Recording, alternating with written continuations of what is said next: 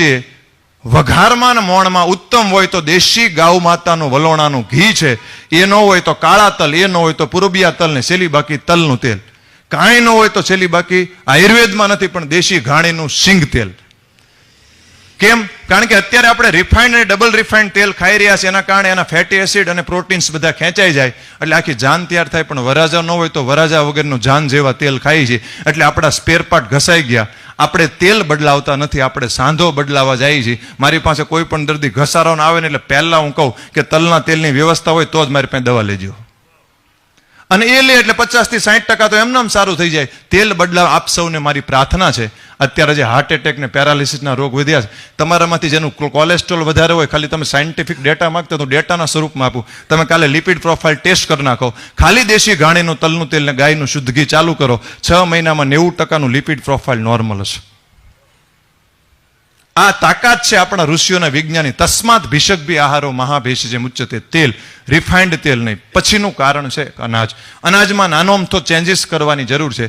ઘઉં લ્યો તો 1 વર્ષ જૂના, ચોખા લ્યો તો પોલિશ કર્યા વગરના. એની કરતા શાસ્ત્રમાં કીધું છે ઉત્તમ શ્રેષ્ઠ જવ, બાર્લી. જવ 3 ભાગ જવ અને 1 ભાગ મગ અને 2 થી 5% આમળા ઉત્તમમાં ઉત્તમ થાય. આ શાસ્ત્ર ચરક સંહિતામાં અત્યારના જે રોગો છે, ડાયાબિટીસ, બીપી, હૃદયરોગ, કોલેસ્ટ્રોલ, થાઇરોઇડ, સમતાઈને અટકાવવા માટેનો બહુ શ્રેષ્ઠ ઉપાય છે. 3 ભાગ જવ, 1 ભાગ મગ અને 2 થી 5% આમળા. જો જરૂર આવશ્યક લાગે તો આનાથી એડવાન્સ જવું હોય તો જાર અને પછી બાજરો. ઘઉં ચોખાની જગ્યાએ લેવાય તો 1 વર્ષ જૂના પણ એ શક્ય નથી, પણ નાનો તો ખાલી ફેરફાર જ. ઘઉં ચોખાની જગ્યાએ જવ, જુવાર અને બાજરો.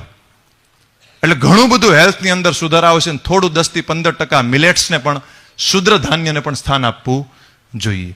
પછીનું સૌથી અગત્યનું કારણ છે રોગ માટેનું, એ ભારત માટે છે ચા. આપણા શાસ્ત્રમાં સવારે નયણા કોઠે રસાયણ લેવાનું કીધેલું છે. રસાયણ એટલે શરીરમાંથી કચરો બધો બહાર કાઢે, શરીરને નવું બનાવે અને એનો સત્વગુણ વધારે, આધ્યાત્મિકમાં મદદ કરે. રસાયણ એમ મહર્ષિણામ દેવાનામ અમૃતમ યથા સુદેવ ઉત્તમમ નાગાનામ ભેષજ્યમ ઇદમસ્તુ તે. ઋષિઓ માટે રસાયણ હોય છે. આધ્યાત્મિક પથ પર ચાલનારા લોકોએ પ્રાતઃકાળે જાગી અને રસાયણ લેવું જોઈએ. ત્યારે અશ્વિની કુમાર ભગવાને ચવન ઋષિની સાધના માટે ચવનપ્રાસ બનાવીને આપ્યો હતો. એનું મુખ્ય કન્ટેન હતું આમળા. આપણે બધું ન કરી શકીએ. ચરક સંહિતામાં રસાયણ પાદ પહેલો આપ્યો છે, અભિયા આમલકી રસાયણ પાદ 1. મારા ખીચામાં 24 કલાક હોય ગમે ત્યારે જો આ આમળાના કટકા છે ને હરડે છે. કારણ કે પ્રશસ્તામ ઔષધિમ ધાર્ય, દિવ્ય ઔષધિ આપણી આસપાસ હોવી જોઈએ. આટલું બધું આપને ખબર ન પડે. ખાલી 2 જ મેડિસિન યાદ રાખો, એક હરડે અને એક આંબળા. આ બંને દિવ્ય રસાયણ છે, અમૃતરૂપી રસાયણ છે. તો એને કઈ રીતે